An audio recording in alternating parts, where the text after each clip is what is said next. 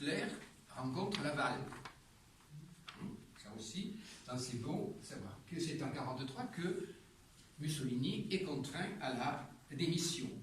Que c'est en octobre qu'on rétablit le décret Crémieux.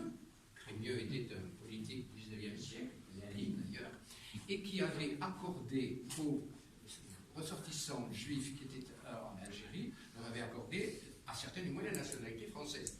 Le régime de Pétain le supprime le 7 octobre 40 et ce sera en octobre 43 que ce sera rétabli. Et surtout, le 18 décembre 43, Pétain accepte le contrôle des lois imposées par l'Allemagne. C'est quelques-uns des détails. Après, vous regarderez le reste. En 1944, Darnan, dont on a beaucoup parlé, concentre les pouvoirs de police et de justice.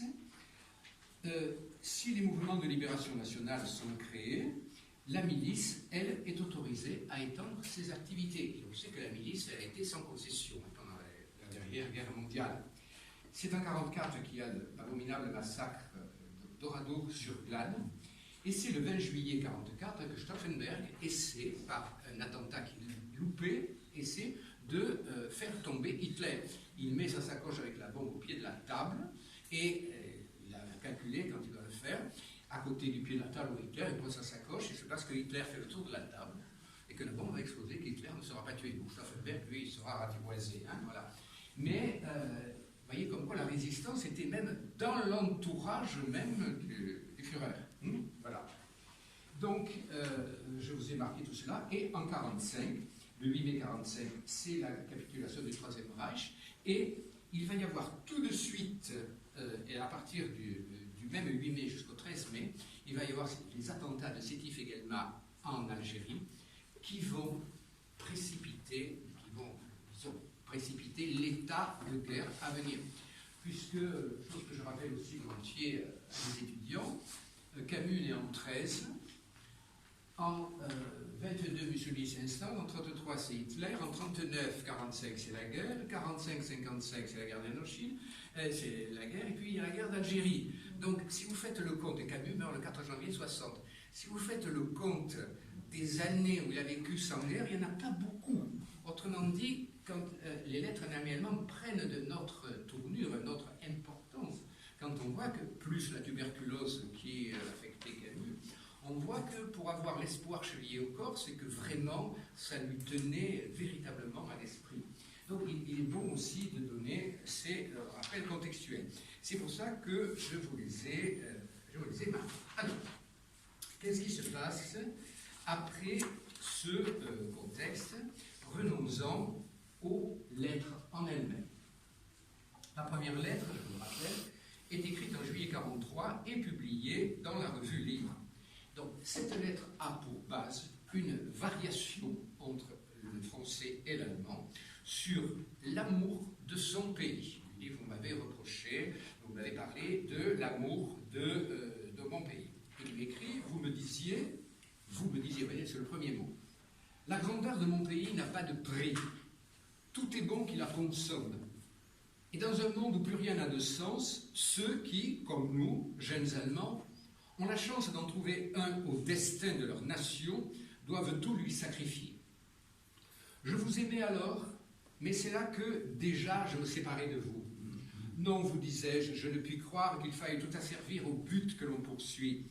Il est des moyens qui ne s'excusent pas, et je voudrais pouvoir aimer mon pays tout en aimant la justice. Donc on avait déjà vu dans la note.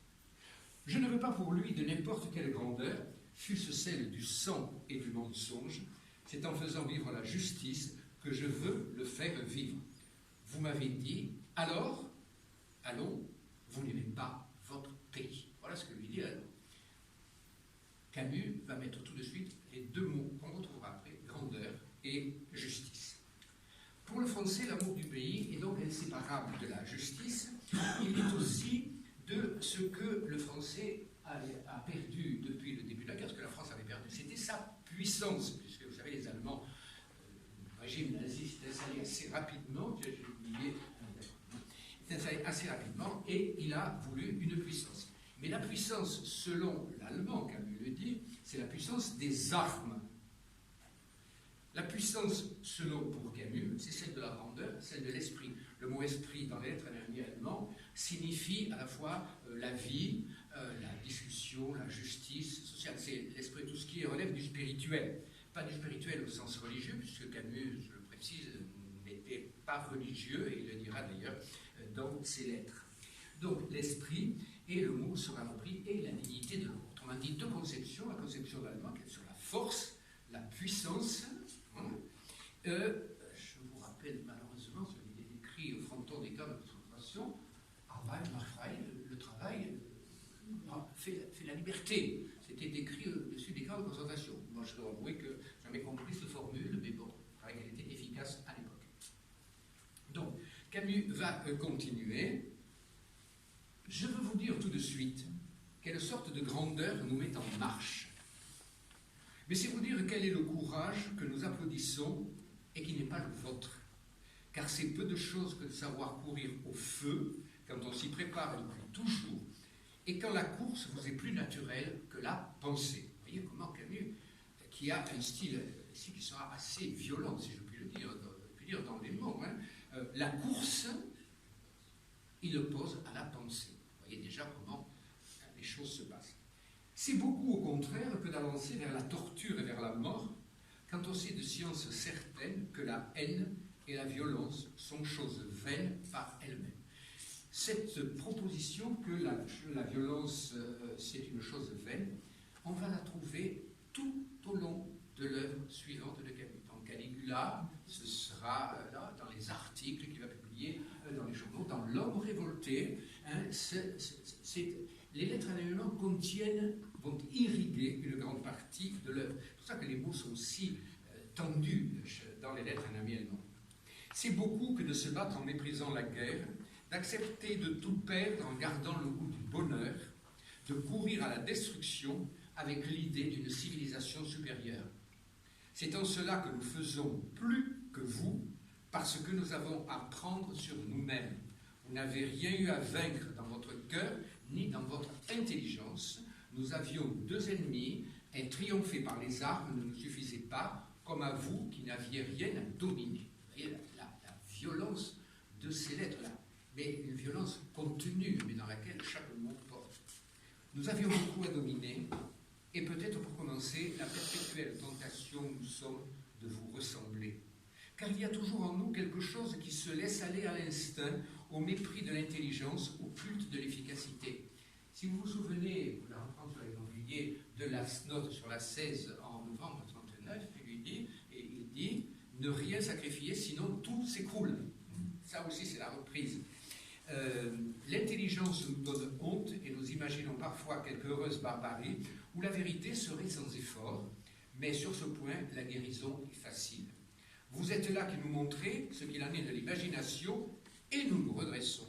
Si je croyais à quelque fatalisme de l'histoire, je supposerais que vous vous tenez à nos côtés, ilotes de l'intelligence. Pour notre correction, nous renaissons alors à l'esprit, nous y sommes plus à l'aise. Et ça, on va le retrouver dans toute la conception que Camus va se faire de l'histoire. Camus ne pensait pas que l'histoire était quelque chose de linéaire. Il n'y avait pas une cause, donc une conséquence.